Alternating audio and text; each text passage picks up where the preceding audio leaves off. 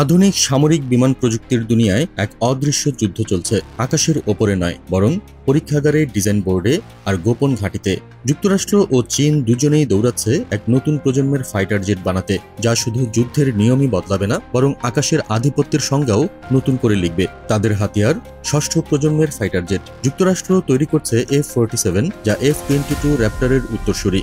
অন্যদিকে চীন উন্মোচন করেছে J-36, যার লক্ষ্য হল এশিয়া প্যাসিফিক অঞ্চলে আমেরিকার আধিপত্য ভাঙা। এখনও কোনো দেশ আনুষ্ঠানিকভাবে ষষ্ঠ প্রজন্মের জেট চালু করতে পারেনি।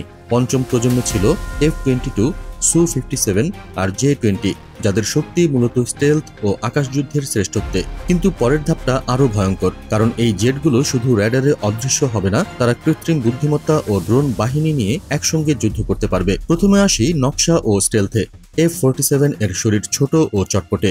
এতে আছে নতুন প্রজন্মের র্যাডার শোষক উপাদান, তাপ কমানোর সিস্টেম আর এমন এক গঠন যা রেডার প্রতিফলন প্রায় শূন্যে নামিয়ে আনে, যেন রাতের আকাশে নিঃশব্দে ছুটে চলা এক ছায়া। অন্যদিকে J-36 আকারে বড়, 3 ইঞ্জিনে চালিত। এতে জ্বালানি ও অস্ত্র বহনের ক্ষমতা বেশি। এর মানে হলো দীর্ঘ রেঞ্জ ও ভারী আঘাত। কিন্তু বড় আকার মানে শত্রুর র্যাডারে ধরা পড়ার ঝুঁকিও বেশি। এবার আসি ইঞ্জিন ও পারফরমেন্সে।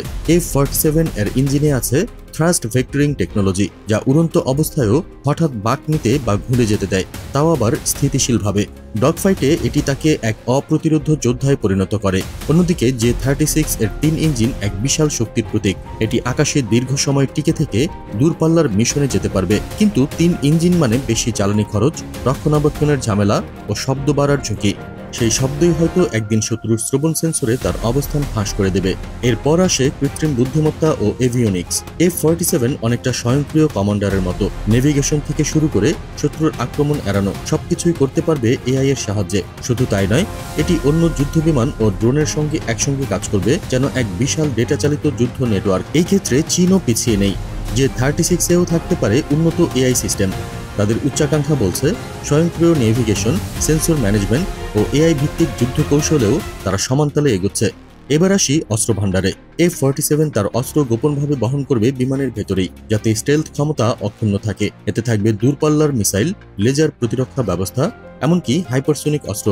পাশাপাশি এটি নিয়ন্ত্রণ করবে ড্রোন বাহিনী, যারা স্বাধীনভাবে শত্রুকে আঘাত করতে পারবে বা বিভ্রান্তি তৈরি করবে। J-36 আকারে বড় হওয়ায় বেশি অস্ত্র নিতে পারবে। এতে ক্যারিয়ার ধ্বংসকারী মিসাইল বা ঘাঁটিতে আঘাত হানার মতো ভারী অস্ত্র থাকতে পারে। তবে ওজন বাড়লে গতিশীলতা কমে যায়। ক্লোজ কমব্যাটে এটি বড় সীমাবদ্ধতা হয়ে উঠতে পারে। সবচেয়ে বড় টার্নিং পয়েন্ট হলো ড্রোন ইন্টিগ্রেশন। F-47 এর সঙ্গে আকাশে উড়বে স্বয়ংক্রিয় ড্রোন। কেউ গোয়েন্দা, কেউ শত্রুকে বিভ্রান্ত করার দায়িত্বে, আবার কেউ আত্মঘাতী হামলায় প্রস্তুত। চীনও একই পথে হাঁটছে, কিন্তু তাদের ইন্টিগ্রেশন কতটা কার্যকর হবে তা এখনও রহস্য। শেষ পর্যন্ত F-47 ও J-36 কেবল দুটি বিমান নয়, বরং প্রতীক। তাদের হাতে ভবিষ্যতের আকাশযুদ্ধের নিয়ন্ত্রণ যাবে। যুক্তরাষ্ট্র ও চীন দুজনেই জানে আধিপত্য আর শুধু একক বিমানের নয়, বরং AI, ড্রোন ও প্রযুক্তির মিলিত শক্তির। তাহলে কি ষষ্ঠ প্রজন্মের এই প্রতিযোগিতা নতুন এক অস্ত্রদৌড়ের সূচনা, নাকি এটি মানব ইতিহাসের আকাশযুদ্ধকে এমন এক জটিলতায় নিয়ে যাবে যেখানে মেশিনই ঠিক করবে জীবন মৃত্যুর সিদ্ধান্ত?